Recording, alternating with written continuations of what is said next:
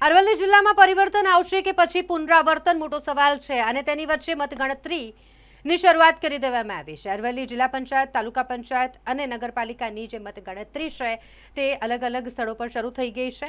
જિલ્લા પંચાયતની 30 બેઠકો માટે 87 ઉમેદવાર મેદાનમાં છે। તાલુકા પંચાયતની 140 બેઠકો પર 401 ઉમેદવાર મેદાનમાં છે।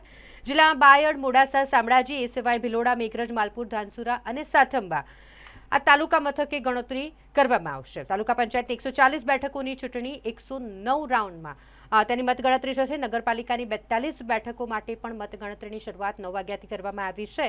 અહીં 6124 મતગણતરીમાં સ્ટાફ તૈનાત છે।